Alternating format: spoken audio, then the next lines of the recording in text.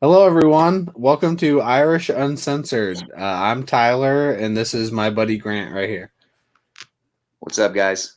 And we're going to be doing a weekly breakdown of the game. This is our first week. It's Purdue week, and we just made an Irish Uncensored YouTube page and an Irish Uncensored Facebook page, and we've got over 200 members. So go subscribe.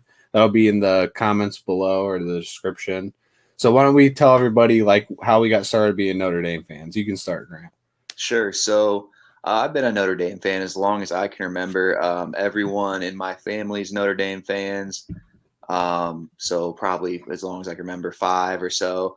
The first Notre Dame experience I ever actually got to have, Tyler, was with you guys, you and your dad going there. I think it was my freshman year of high school was my first time ever actually making it to South Bend. And we got on the field. They left the gate open, and That we was got to so run around awesome. on the field, even though we weren't supposed to be out there. And then But we I got mean, kicked out. ever There was a since bunch of then, people in there though. exactly. Ever since then, it's just been it's been a love. Notre Dame is one of those things where if they're not playing well or they're not up to what we think they can be, it's always a rough day for the rest Yeah. of the day for me. What Yeah. about you? It's the same for me. I've been a Notre Dame fan since I was basically born. I remember going there when I was like 3, 4, 5 years old. Like it's one of my earliest memories going to a game really like at least once a year ever since I was like 5 years old too. Until the last few years, I think I only went to one, and then there was the season that wasn't the season. No one was at any games, and then I haven't been to one this year. It's only been one home game, but we the first game me and Grant ever went to together was Brian Kelly's first ever coaching game, right? Yep. Yep. And now It was he's got awesome. 105 wins, tied Lou Holtz for most ever. So that's pretty crazy. It's freaking awesome. Yeah. So we can get into the game now. So let's start in the first quarter, and we'll just go through the whole game. Sure. So first quarter, I mean, offensively, it was terrible. I mean, So we start bad. with three and outs against Purdue. I mean, it was just like first quarter felt like more of the same from the offense that we've kind of seen. Like you're just kind of wondering, are they going to get going? Like what's going on? When they went 2 3 and outs, the third drive, I was expecting to see Buckner. I was like, they got to mix it up. Cone. I think Cone is a good quarterback. I just don't think that he gets the time that he needs to be great. And if He you don't sure have didn't in the that, first quarter. The first quarter, they were no, on him. It was bad. I thought after that, like the first couple drives, even though it was that early in the game, we had no chance. Honestly, I thought this game's over. I don't it was normally think that dark, but like after the first couple games, I just thought yeah. there's no way we can't Every block them. team in every game feels like it's going to be a dogfight, regardless of rank. It just is like we just are going to play how we play, and it is what it is. Now, um, defensively, I thought we were fine. I mean, there's nothing that stood out that you're like, wow, first quarter we were not good defensively. I mean, we gave up 3 points. Yep. People score when they play football, and we gave them the ball in great field position a lot of the time. So Yep. I'm not mad about that at all. Yeah, we looked great defensively throughout the entire game. That's really what kept us in it is the defense. Kyle Hamilton's an absolute monster. Our Yes. D line holds their own. Like seems like we do everything good on defense. So I have like no complaints through the whole game there. Right. And We then we were solid. so going like first quarter into second quarter, we brought in Buchner, Mm. and then all of a sudden we just became another team even with or without him in. It just was like, oh, we have a spark now. Yeah. And offensively we just started moving the ball, and we had that big play, the big pass that just like he took it all the way in. What was it, Williams? Oh yeah, yeah. On fourth and one, fourth and one. Mm-hmm. I was trying to Yep. like thinking like which Williams. I was like, oh yeah, Kyron caught Yeah. that. So, I mean, it was a close throw. I was watching it live. I was like, oh my god! And It then he was just took off. ballsy. I was like, yeah. I mean, and I was like, there were a couple of throws in the game where you were just like, this is Brian Kelly. He's going to be like, oh, this is why Jack Cohn's out there Yep. because he can make these throws. But here, the thing of it is that they haven't really. given Buckner the opportunity to like actually like throw, like unleash the ball, sit back in the pocket, make some reads. You know, it's almost like he's like a wildcat option that can throw the ball a little bit. It's like having a running back playing quarterback right now, how we're using him, which is fine. It changes things up, but yeah, it's almost how we used like Jason Hendricks years ago. Yeah. No, Andrew. Yeah, Andrew. Yeah. Hendricks, yeah. I'm sorry. That like how fast he is, it's awesome. But I know I don't remember what quarter it was in, but he did tweak his hamstring, which is why we didn't see any more of him after that. Yeah. But going into halftime, I still didn't feel great about the game. At that point we had already missed some wide open downfield throws. I want to say 2 going into halftime. Like just ran past them wide open, overthrew them. Like, dude, game changing opportunities. We're only up 7 and we've missed some touchdowns already. Like, come on. Well, and I don't know. I mean, Kevin Austin, I don't know what happened. Like, yeah, I'm not saying you could catch every ball because some of those catches would have been to me. There were some where you're like, wow. You're lagging a little bit all of a sudden. You know, I mean, what are you gonna? Yeah, it was ugly, man. It's so funny because I feel like we're such an explosive offense, but we don't always show it, which is the case like every year, honestly. Yeah. So then coming out of halftime, they got the ball, and then I mean, there was. Go ahead.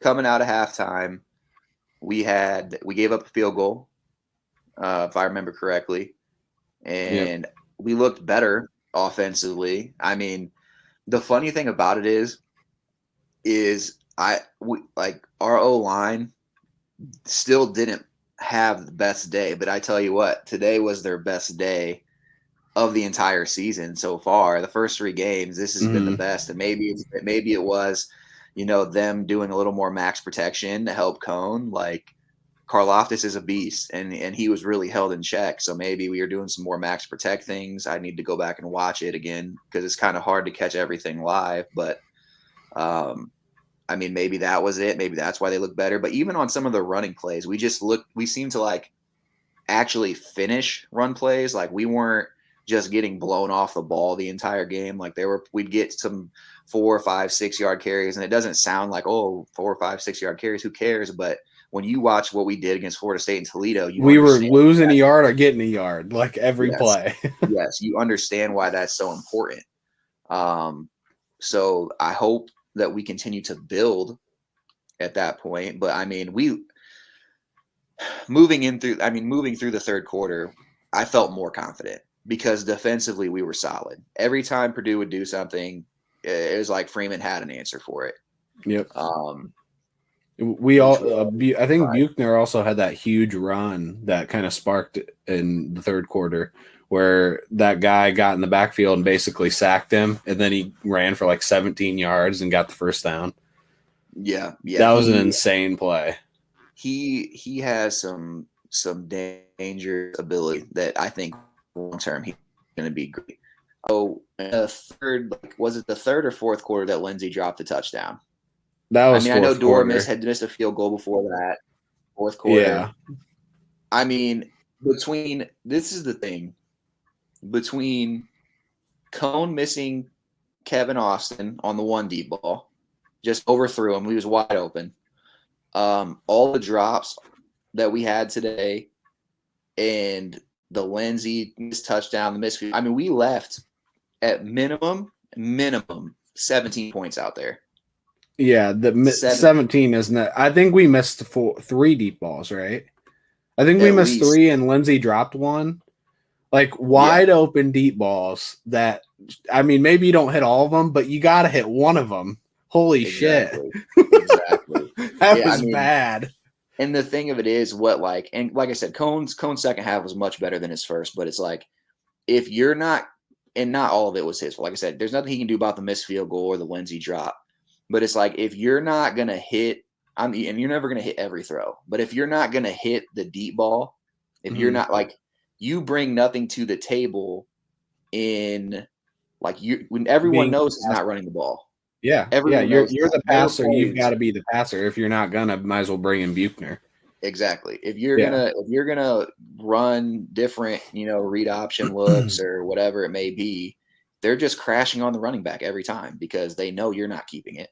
We had that play too, that another missed throw that was like on the left side. It was an in route, probably about 15 yards downfield. The guy was wide open, and he just overthrew it. That just was terrible, man. Like, we missed some throws today. We could have put up 50 today. That's the worst part.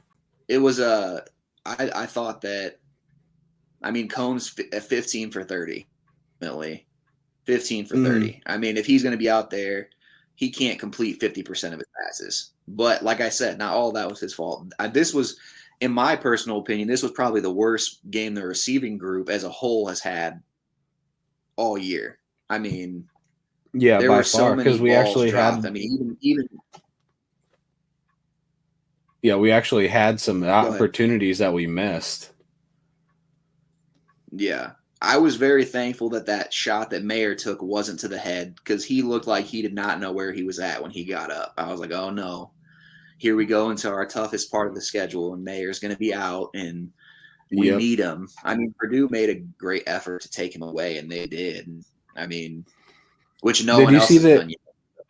Did you see that stat where I think it's the next 5 or like 6 of the next 7 teams we play have a bye week before we play them? Yep. It's every year, man. Every year. I mean, this sucks though because we're playing really good teams like all in a row, and they have a bye. I mean, we could lose all of them. Yeah, 5 of the 7 I think are ranked even. Yep. So it's nothing new. Everyone goes in Notre Dame week and they are going to give it's their best shot. This their Super Bowl. A lot of people, if it's not, I mean, it's just ridiculous. Like I don't know if, obviously teams schedule how you want to schedule, but there's no coincidence that every time that this happens is the bye weeks before Notre Dame. Like, can we get a look into that? Does Bama, when people play Bama, do people schedule their bye weeks before Bama? Like, you know what I mean? Yeah, we seriously have the worst luck with that. It's like a stat that no one remembers, and it doesn't matter to anyone because everyone hates Notre Dame. But Notre Dame doesn't play anybody, right? I mean, where are we? I mean, if you pulled up our schedule right now, we probably have 5, 6 ranked opponents out of the 12 games we play. I mean, yep. And then the other ones are like Purdue, who's also a really solid team. Yep, Purdue definitely had some talent out there. That's for sure. If they would have put it together early, they could have stomped us. Like, maybe not beat us by a lot, but they sure could have. We left the door open for them, and I know from the page, the Facebook page, Irish Uncensored, like Tyler said, we're going to have that link there. You guys join up, public group, but someone put in there, why do we take the ball first? Mm-hmm. And it's like, if you're not going to go down there and just shove it down their throat and score, then we need to defer. We straight up need to defer because our defense right now is on a different level than our offense. Yep. I mean, we basically give them the momentum. We're like, okay, we're going to go out here and go 3 and out, put our defense on the field, and you get ball at half. Yeah, and it's like we don't get momentum at either half. We have to create momentum after we see what they've already done, which sucks. Yep, exactly. But one thing, we only gave up 1 touchdown, and the 1 touchdown was on an amazing catch on the right side, followed by an amazing catch in the end zone. So really, our defense did amazing. If we're giving up 1 touchdown a game and it takes 2 amazing catches to score it, I'll take that every day. Exactly. Our offense just has to step up. Cam Hart has been, better than you could have ever expected for somebody in his 3rd game playing cornerback.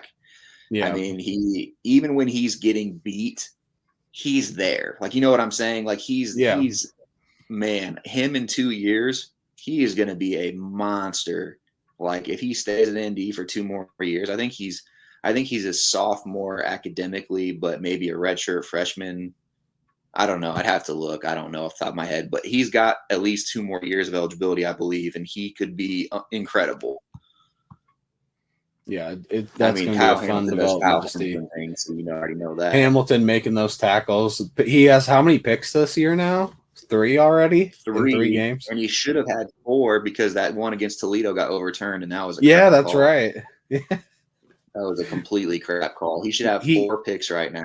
If he gets a couple sacks, a couple more picks, has like a bunch of huge tackle games, forced fumbles, I mean, he could be up for a Heisman. He's already having like a Te'o season. Yeah, definitely. If it just depends on how Notre Dame does. If we can keep winning games, then he could be in the conversation. But he's gonna have to house some stuff. He's gonna have to run some back, get some touchdowns. That's true. But here's something interesting. I think for the first time this year, did we return a punt for some yards this year? No kidding. This the first we time usually all year that we did fair catch everything. It's probably like the first time in the last 10 years, it seems like, since like Golden Tate. I miss the Zibikowski days where he'd catch anything and just run it. Yeah. Just run it. Just go. Just get after it. Yeah, we have the players to do that too. How about Lindsey's the one he dropped? He ran past that guy like he was standing still. Can we send him deep more? Like, holy crap, he's fast. Dude, Lindsey, I think if we watch the first, Lindsey gets open deep and Cone just doesn't see him. And that's another thing.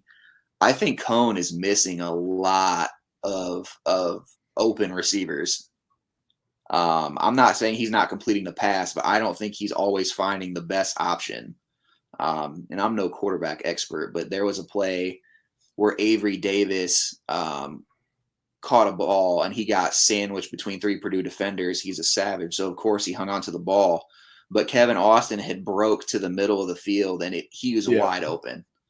I mean, but at the same time, can you knock Cone for getting the ball out of his hands early when we have a non-existent pass protection at times?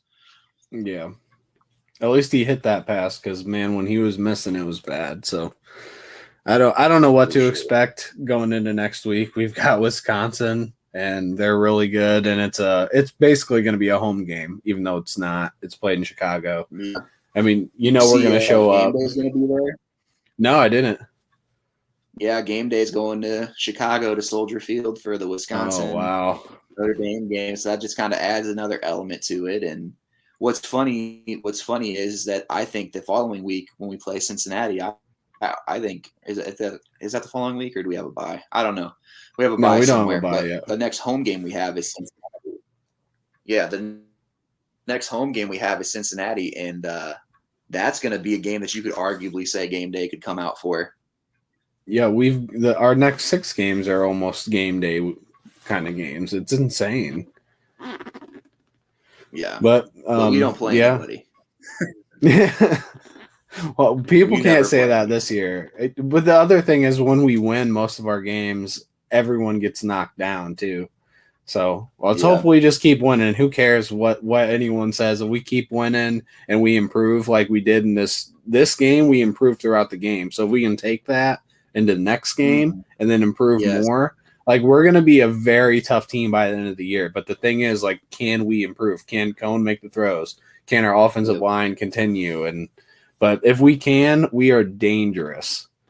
Yep, I definitely agree with that. Here's the good and the bad news is that we're nowhere near our ceiling. Our ceiling is so much beyond. I mean, every single game that we've played this year, we should have scored between probably 40 and 50 points.